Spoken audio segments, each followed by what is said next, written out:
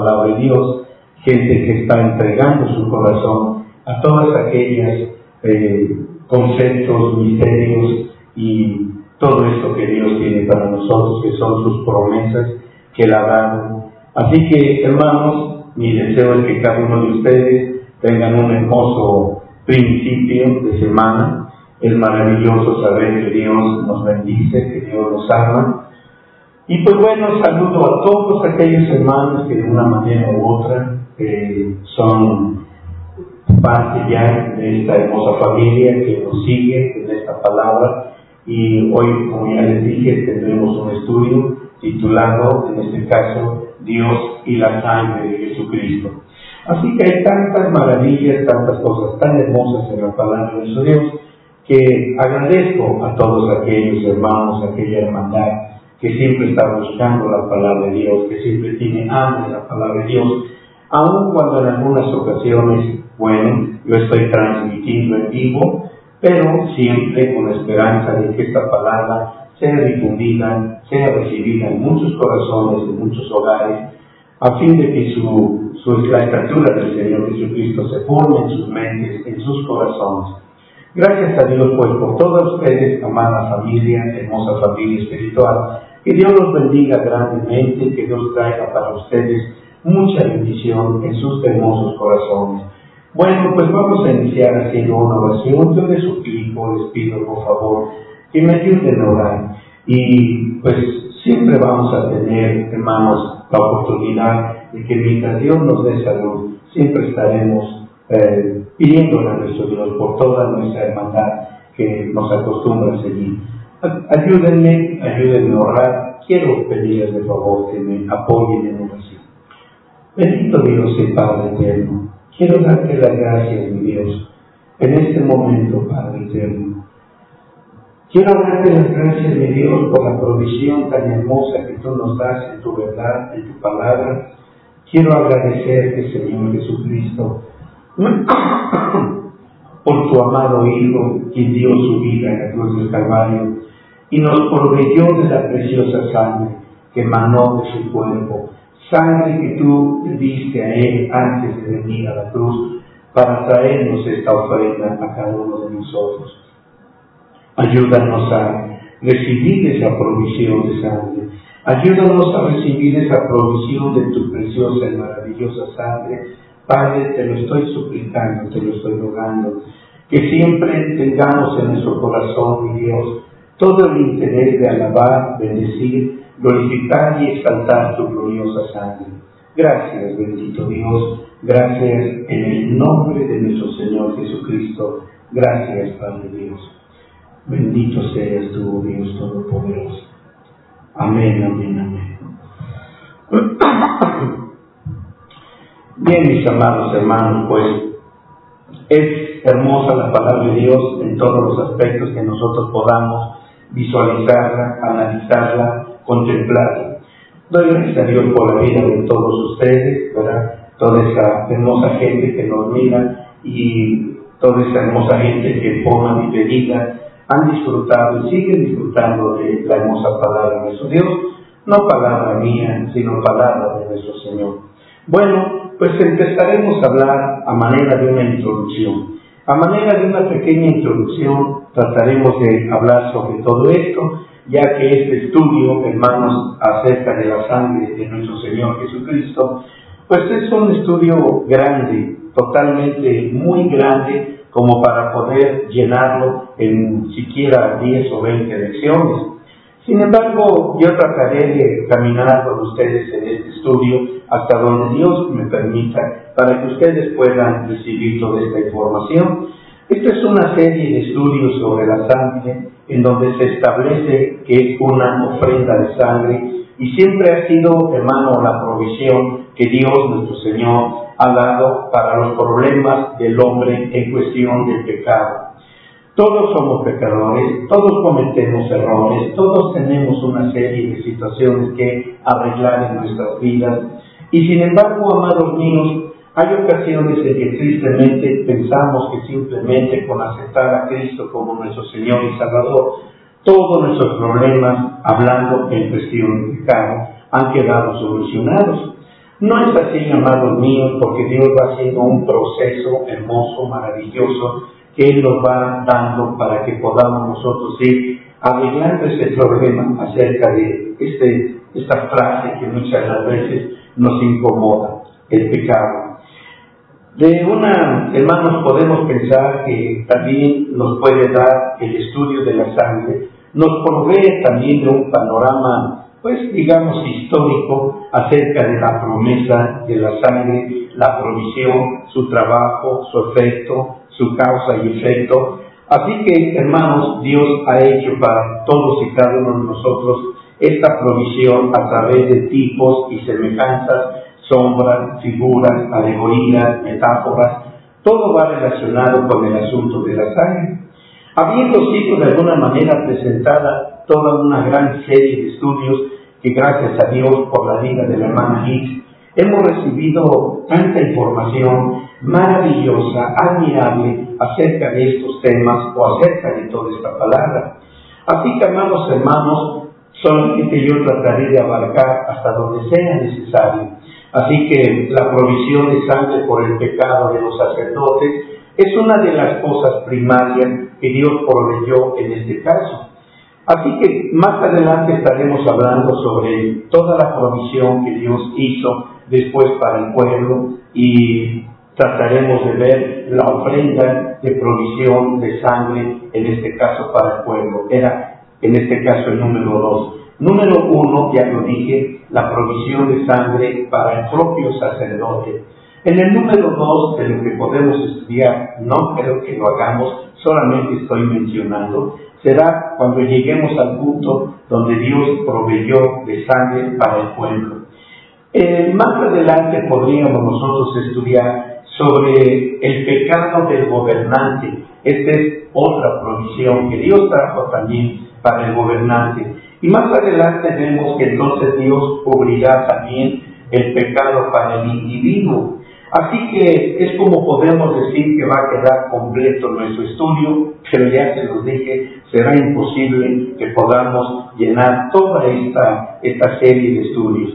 Así que, sin embargo, hermanos, no nos vamos a desalentar. Para poder cubrir, hermanos míos, todos los puntos de la provisión de sangre de Jesucristo que Dios hizo para cada uno de nosotros, pues trataré de abarcar hasta donde me sea posible este tipo de lecciones sobre la sangre, hablando, por ejemplo, sangre para consagración, que vino a ser precisamente la sangre del todo quemada.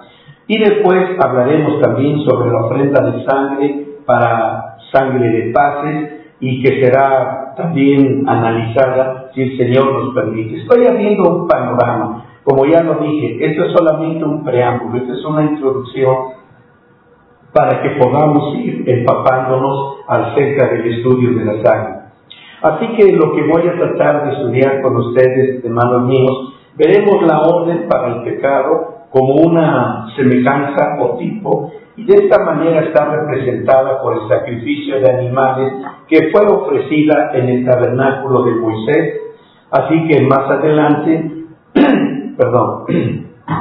estaremos viendo cómo el unigénito Hijo de Dios, Jesucristo, nuestro bendito Yeshua HaMashiach, cumplió ese tipo de semejanzas en la ofrenda por el pecado a través de su propio cuerpo ofrecido en la cruz del Calvario.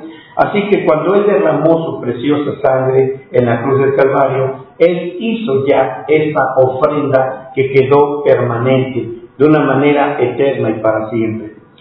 Como podemos ir viendo más adelante, Dios dividió el pecado y Dios tuvo que ver el pecado de cada persona, y de esta manera fue como Dios proveyó diferentes ríos de sangre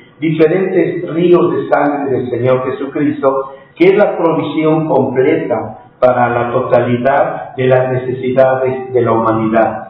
Así que podríamos pensar solamente en las tres principales fuentes de corrientes que hablamos acerca de la sangre.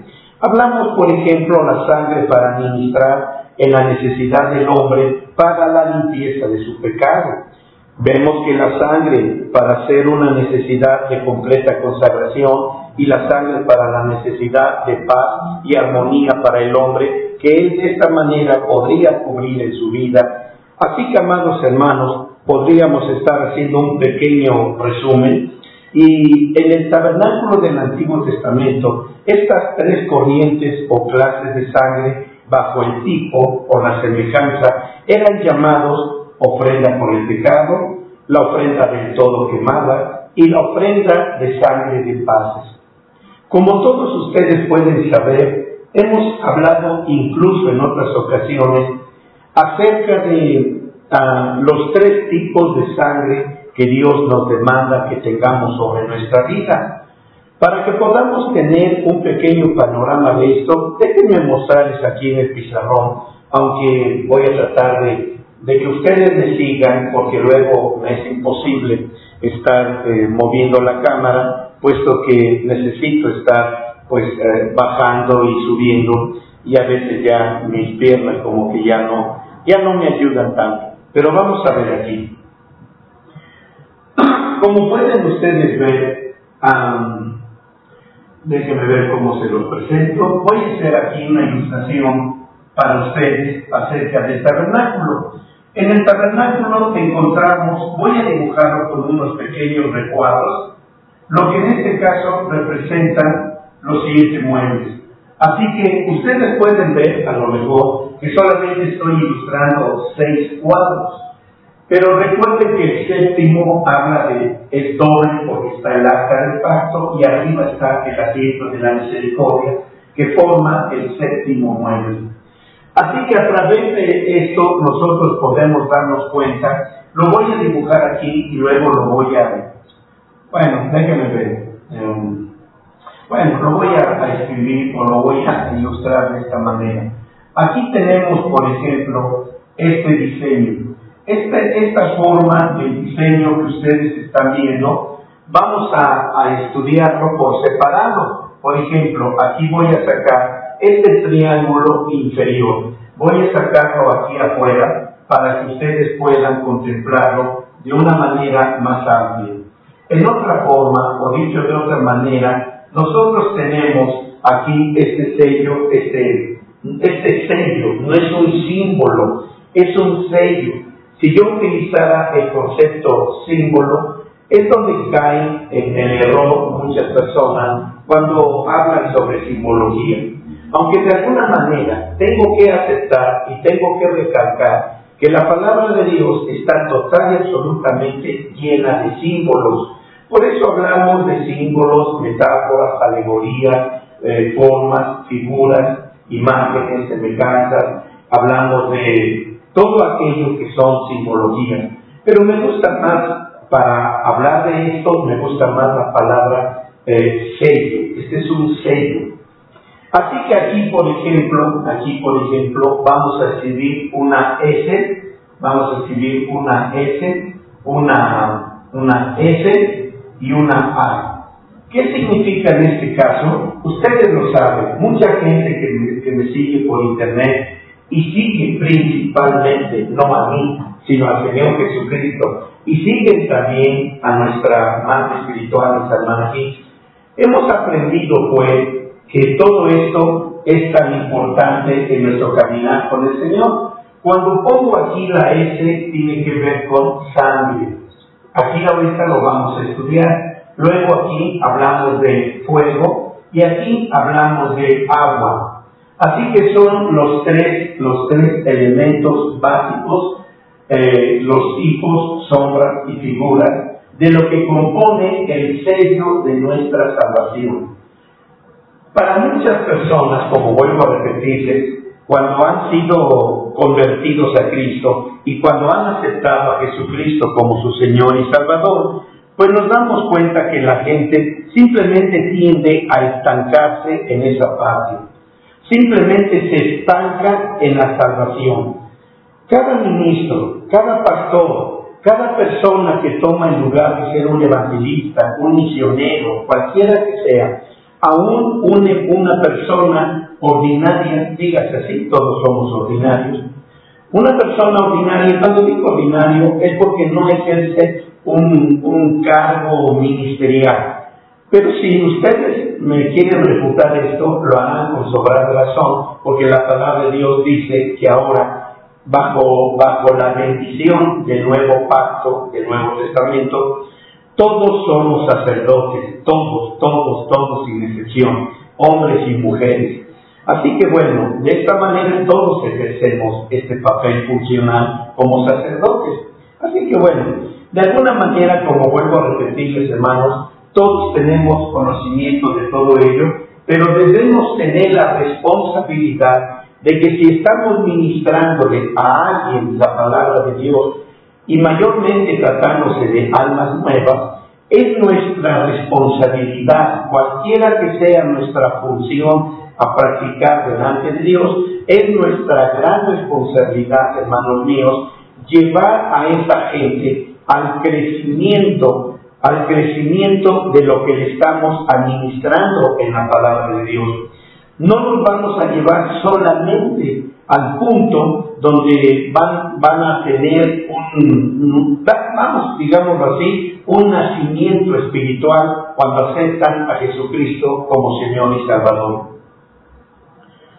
Puedo decir que un sacerdote, un pastor, un reverendo, un ministro, lo que quieran ustedes pensar, tiene esa gran responsabilidad, y a final de cuentas yo resumiría todos estos oficios, dígase así, lo resumiría en el carácter de ser un padre. Así que ahora vamos a ver, hay un padre natural, ¿verdad? Como hay un padre espiritual.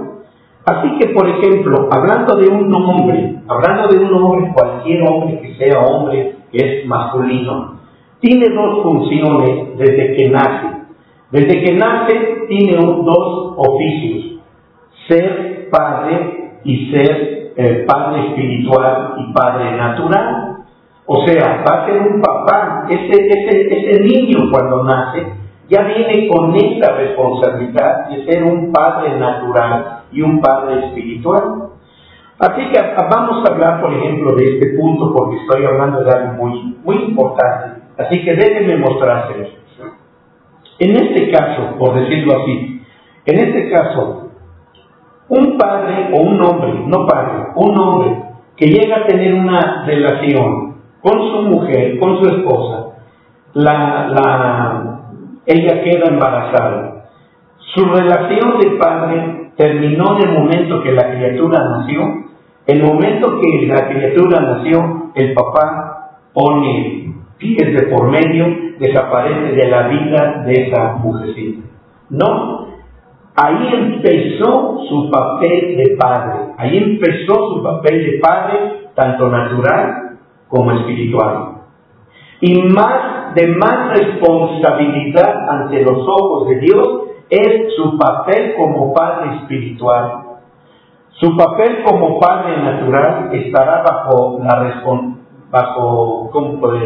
su responsabilidad de padre natural será con sus hijos y su esposa. Pero su papel como padre espiritual estará ante los ojos de Dios. Así que, hermanos, hay tantas cosas que hablar, porque yo les estoy diciendo, necesitamos trabajar esto de una manera especial. Quiere decir entonces, hermanos míos, que el papá espiritual, dígase ya entonces el pastor, necesita guiar a sus ovejas, a sus hijos espirituales, hacia el crecimiento y desarrollo espiritual en todo lo que concierne esto. Esta parte que estoy mostrándoles a ustedes es solamente el principio, cuando ha llevado a una persona a su desarrollo, lo ha llevado al nacimiento. Por decir un ejemplo, alguien puede decirme: hermano, aquí traje a una persona que quiere aceptar a Cristo. Muy bien, pásele, les digo a la persona, ¿verdad? Pase, venga para acá, doble sus rodillas, ahora haga esta oración conmigo, va a repetir esta oración, bla, bla, bla. Bien, ¿ahí termina mi papel como pastor? No, mi papel como pastor empieza desde el momento en que he guiado a esa persona a Jesucristo para que reciba la primera provisión, sangre. La primera provisión es la sangre. De modo que entonces, fíjense bien, ahí qué cosa yo puedo hacer. Ya aceptó a Cristo, allá que se las avenga, a ver cómo le va en su vida como cristiano. No.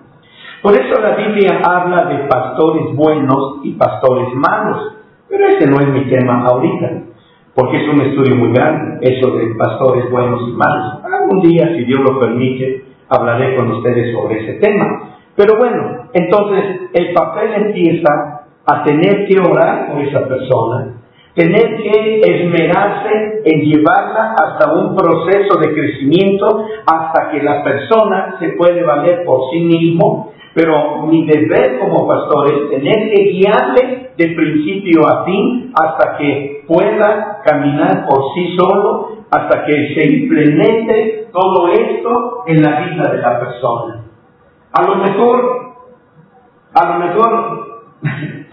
bueno, es que me quedo pensando, a lo mejor yo pueda en un mes, fíjense bien, en un mes yo pueda llevar a esa persona que aceptó a Cristo, en un mes yo puedo llevarlo a la sangre.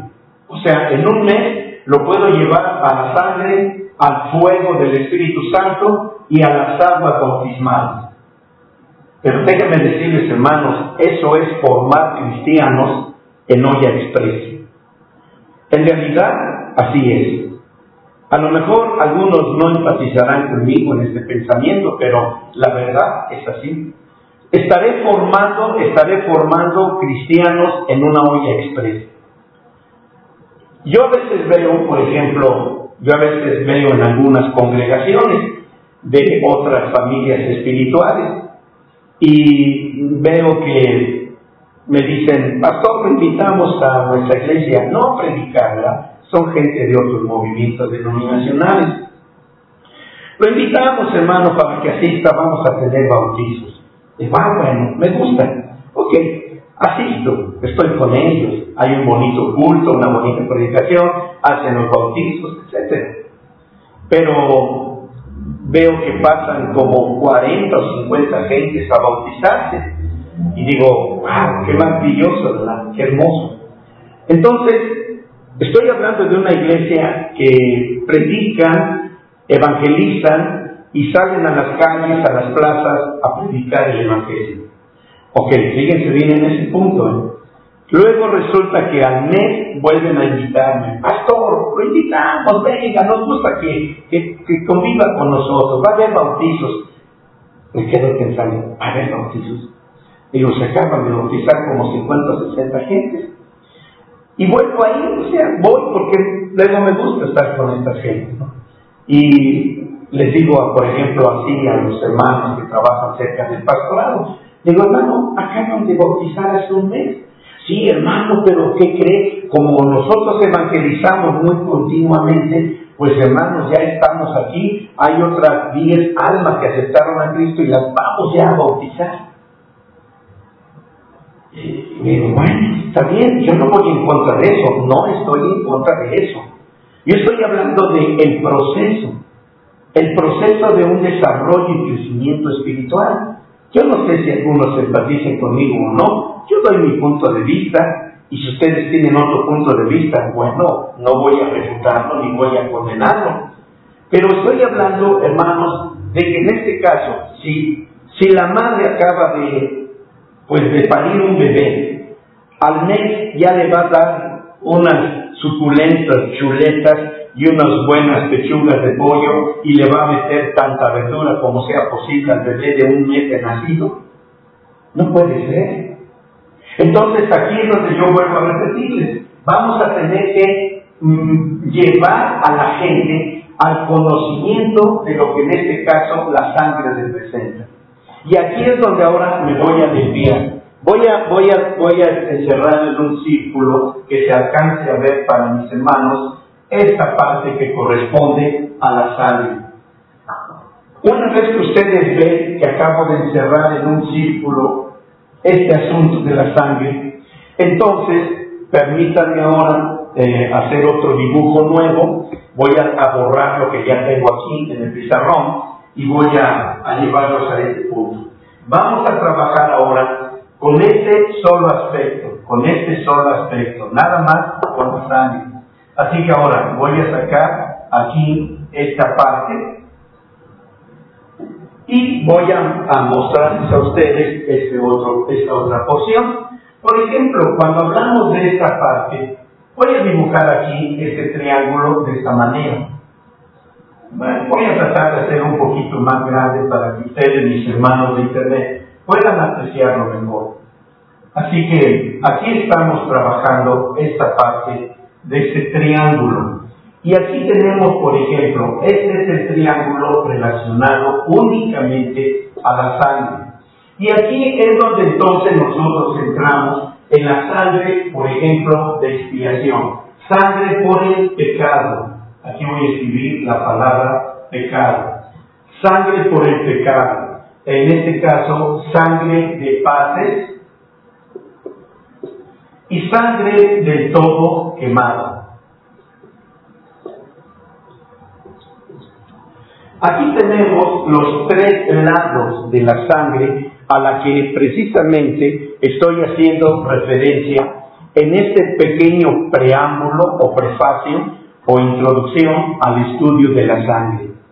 De modo que, como pueden ahora sí ya darse cuenta, amados míos, vamos a ver un poquito, y estamos hablando que Dios hizo todo tipo, ¿verdad?, o clases de sangre, los cuales, como ya ven en el pizarrón, eran llamadas, número 1, ofrenda por el pecado, número 2, el orden no interesa ahorita, la ofrenda de sangre del todo quemada, y la sangre de paces. Así que Dios proveyó ofrenda de sangre por el pecado del sacerdote, y aunque nuestra lección que vamos a ir estudiando más adelante estará enfocada en cuanto a la sangre por el pueblo, por el gobernado, o gobernante, y por el individuo, hablando de la nación de Israel, Dios también proveyó la ofrenda de sangre del todo quemada para el sacerdote. La sangre del todo quemada era fundamental para la vida del sacerdote, para el individuo, para la nación, y es así mismo, hermanos, como vamos a ir observando cómo Dios proveyó la sangre de paces para el sacerdote, para el individuo y para el pueblo. Pero vamos a estar trabajando, como ya les dije, básicamente sobre la vida del sacerdote. Aquí es donde nosotros vamos a trabajar, hermanos, para poder observar el cuadro general de lo que el estudio de la sangre es. Y déjenme decirles, mis hermanos, si yo pudiera vivir otra vida o dos vidas más para pretender hablarles sobre el estudio de la sangre, aún así no alcanzaría mi vida para poder hablarles todo esto. ¿Qué quiere decir? 100 años, 200, 500 años que yo pudiera vivir o que viviera la hermana Liz, aún así no alcanzaría ni ella ni nadie a abarcar todo el tema de lo que es la sangre. Se los puedo asegurar. Así que, amados hermanos, déjenme tratar de mostrarles a ustedes algunos aspectos. Por ejemplo, hablamos sobre la sangre, la ofrenda de sangre por el pecado. Esta que tenemos aquí, la sangre de ofrenda por el pecado. Voy a hablar solamente de una manera muy pequeña, muy detallada. Esta es una sangre para, hermanos, lavar las acciones ofensivas del hombre en contra de la Torah de Dios. Vuelvo a repetir, estoy haciendo algo muy sintetizado. Estoy refiriéndome a la primera, ya se los dije, la ofrenda por el pecado. Esta ofrenda por el pecado, amados míos, era precisamente y sirve para lavar las acciones ofensivas del hombre contra la Torah de Dios. Luego tenemos la ofrenda de la sangre del todo quemada. Esta ofrenda de sangre del todo quemada era para lavar, escuchen bien, lo estoy tratando de decir despacio para que ustedes puedan seguir la trayectoria de esto. Ahora vemos que esta sangre del todo quemada era para lavar la resistencia pasiva del hombre para cumplir con las demandas de la Torá. Lo voy a repetir. Esta sangre del todo quemada era para lavar la resistencia pasiva del hombre para cumplir con las demandas de la Torá. Resistencia expresada, hermanos míos, al rehusar obedecer activamente la ley de Dios. Si ustedes subrayan la palabra activa y pasiva, entenderán el concepto que les estoy diciendo. Creo que queda entendido. Así que vuelvo a repetirlo por si alguno no lo está captando. Esta ofrenda del todo quemada precisamente era para lavar la resistencia pasiva del hombre para cumplir con las demandas de la Torá. Resistencia que esta era expresada al rehusar obedecer activamente la ley de nuestro Dios Todopoderoso. Por eso les dije que pusieran atención en la palabra activa y pasiva. Bien, siguiendo con la trayectoria, vamos a la ofrenda de paces. La ofrenda de paces era para lavar, hermanos míos, toda angustiada rebelión, era para lavar toda angustiada rebelión y la tristeza, hermanos míos, que el hombre sintió cuando no obedeció las demandas de la Torá. Se lo voy a volver a repetir, estoy tratando de ir despacio para que ustedes no tengan problemas. Ahora estoy hablando sobre la ofrenda de paces.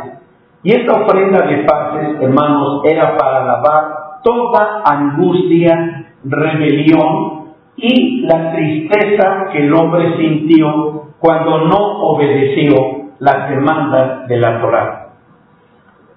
Entonces, amados míos, como pueden ver, en los designios de Dios está que la voluntad y el corazón del ser humano no solo acaten su voluntad, pero que también al hacerlo tengan ese gozo, esa alegría, esa gran satisfacción y el deleite exquisito para hacer la voluntad de Jehová Dios, bendito su nombre. Amados, el Señor no nos lleva solamente al punto en que tenemos que obedecer la palabra de Dios. No solamente Él quiere que nosotros, como cuando nos tuercen el brazo, tengamos que obedecer la ley de Dios, la palabra de Dios, la Torá de Dios. Dios no quiere nada a fuerzas. Dios no quiere que tú te veas forzado y obligado. Cuando uno pues ve que Dios nos lleva a situaciones difíciles, y Dios nos lleva al dolor, al quebrantamiento y todo aquello, Dios no lo hace precisamente para que obedezcamos su palabra. Ayer veíamos algo de esto en las predicaciones de ayer cuando hablábamos de la alabanza perfecta. Y la alabanza perfecta es alabarlo a Él, tanto en el dolor como en el placer. Así que cuando Dios nos lleva ahí, no nos lleva forzados para obedecer su ley o su Torá. Nos lleva precisamente, hermanos, a que aprendamos, hermanos, a madurar y a crecer. Pero cuando hablamos de que tenemos que obedecer a Dios, hermanos, no lo hagamos a fuerzas, a regañadientes. Vamos a obedecerlo con placer, con gozo, con buena voluntad. Así que, hermanos, antes de que el hombre pecara en el huerto del Edén, Dios tomó grandes medidas a fin de proveerle para la necesidad de limpieza que tiene el hombre pecador en su haber. Dios, entonces, en su divina y omnisciente provisión, Él pudo ver la caída del hombre en el pecado. Fue cuando entonces Dios tomó estas hermosas medidas de precaución, proporcionando, bendito sea el Señor, su preciosa sangre, dándole a su amado Hijo, al amado Hijo, dándole esta sangre para que Él viniera y salvara al hombre de esta ruina y condenación eterna. Así que el Señor Jesucristo, con gozo, con satisfacción, con alegría, cumplió cabalmente el venir y dar su cuerpo en ofrenda para el hombre, para que el hombre tuviera una ofrenda, una ofrenda que darle a Dios. Así que cuando nosotros venimos al templo, cuando estamos en nuestra casa, como ahorita ustedes a través del internet, cuando están ustedes aquí y doblan sus rodillas, lo que ustedes están haciendo es traer una ofrenda a Dios, una ofrenda a nuestro Padre Eterno. Y la única ofrenda que Dios, espiritualmente hablando, recibe de nuestra vida es la preciosa sangre. Pero nosotros debimos de haber ya recibido esa sangre con anterioridad. No podemos nosotros dar una ofrenda que no tenemos. Piensen en el caso de Caín y Abel. Piensen en ellos. Piensen en este ejemplo.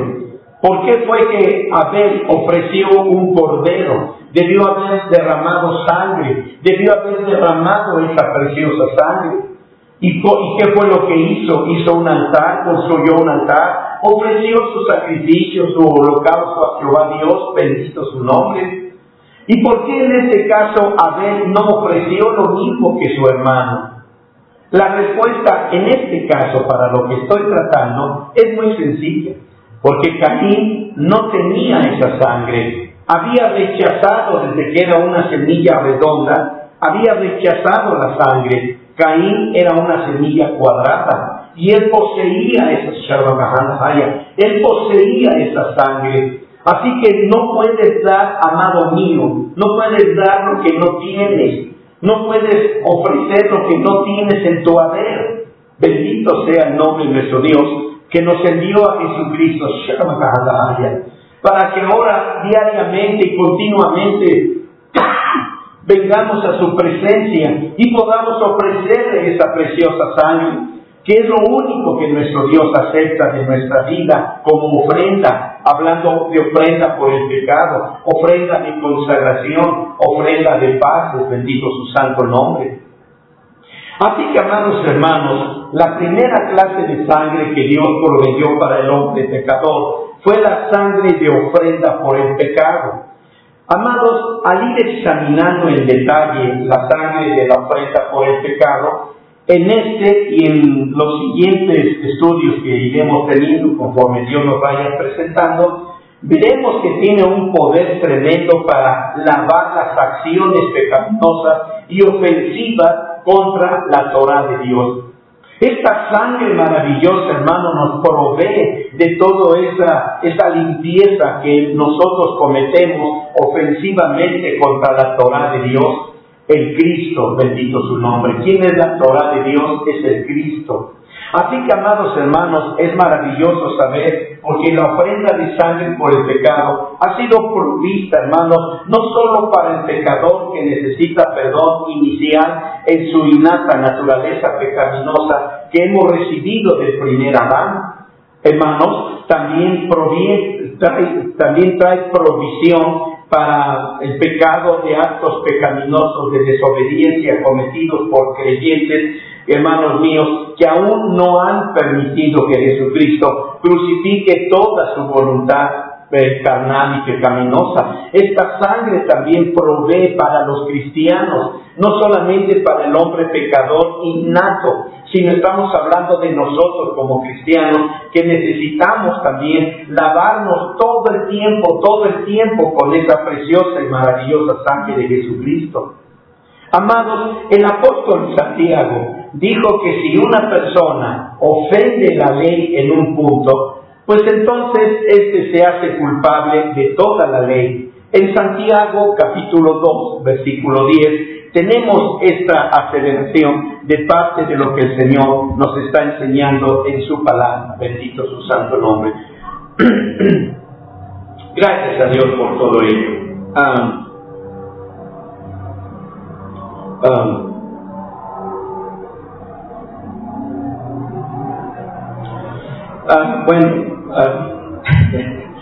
Voy a desviarme, hermano Fabián, voy a desviarme para responderle a su pregunta. Voy a desviarme. Perdónenme de que no pude responderle anoche que usted me estaba enviando el mensaje. A veces que ya en las noches ya no acostumbro a responder ningún mensaje ni nada de eso. por cansancio, porque luego estoy ya muy cansado y todo. Discúlpeme porque ya no le respondí, pero le voy a dar respuesta a su pregunta que desde ayer usted me estaba haciendo. Mire, hermano, aquí en México han habido como 4 visitas papales, Y lo que nosotros hemos hecho y hemos aconsejado, bueno, yo he aconsejado a la iglesia, es mantenernos en ayuno y oración. Le voy a decir por qué.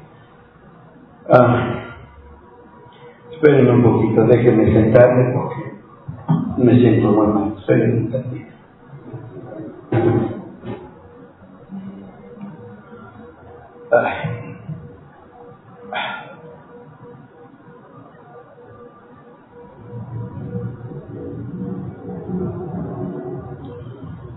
Bueno, perdón. Voy a tratar de continuar. Miren, voy a tomar unos pequeños minutos para poder explicarle. Ayer pude haberlo hecho, discúlpeme que no lo hice. Este hombre, aun cuando mucha gente lo cataloga, lo etiqueta como el anticristo que menciona Apocalipsis, no lo es. De hecho, no lo es, mis hermanos, no lo es. Pero tiene toda la influencia de espíritus anticristo. Eso sí estoy de acuerdo y puedo decírselos. Entonces, es obvio, no voy a tomarme mucho tiempo, pero será suficiente para que usted tenga medidas para su iglesia o para ustedes mismos y para sus hijos. Estas gentes, ustedes recordarán, les voy a hacer una observación. Aquel anterior Papa, Juan Pablo II, cuando él vino la primera vez a México y vino la segunda vez, creo que también la tercera vez, no recuerdo bien. Esperen un tantito.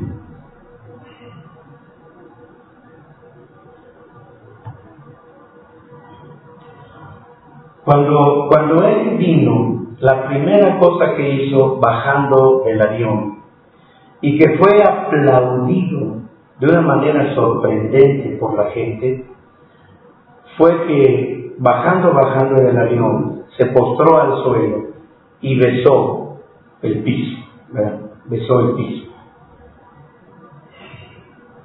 ¿Qué quiso decir con esto? ¿Qué quiso decir? Quiso decir, para muchos lo aplaudieron como un símbolo de humildad, de humillación. Pero lo que él hizo fue un símbolo satánico de poseer la tierra, dedicarla y consagrarla, en este caso, a él. De modo que entonces, esto vino a ser fatal para México. Fue una fatalidad, porque vino a poner su marca, su sello de posesión, y la gente lo tomó, lo aceptó como tal. Desde entonces, México se ha visto sumergido en cada día más violencia, delincuencia, todo esto, idolatría, se me estaba olvidando. Idolatría, ¿no? Desde entonces la idolatría creció más aquí en México.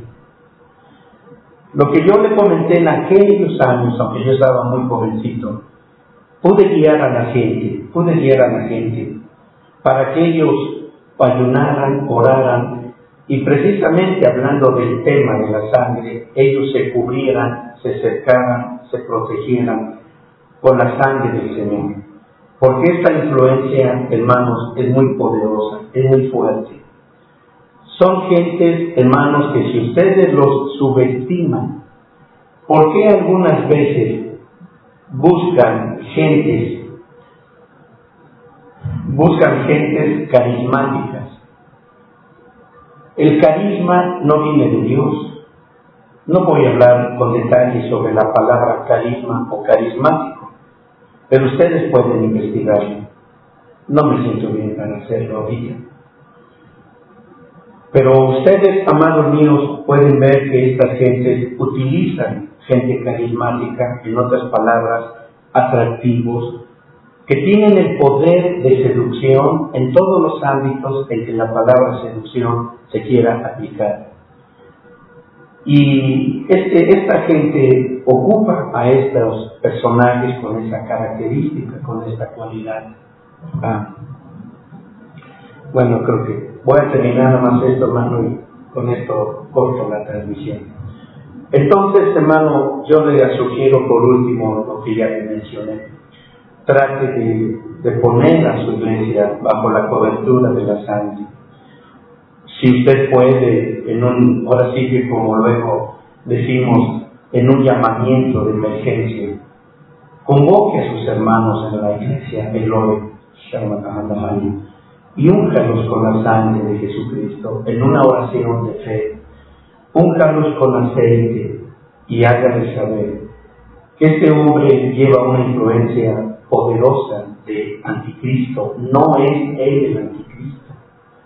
Y miren, si no es el anticristo, tiene esta cualidad o esta situación de cautivar a tantas almas, imagínense lo que será cuando venga el anticristo en persona. Haga eso, hermano Fabián. Y hermanos, pues espero en la tarde sentirme mucho más mejor, y gracias a Dios me despido de ustedes. Que Dios los bendiga, que Dios los guarde. Voy a tener que hacer algo. Bueno, discúlpenme el corte de esta manera, ¿sí?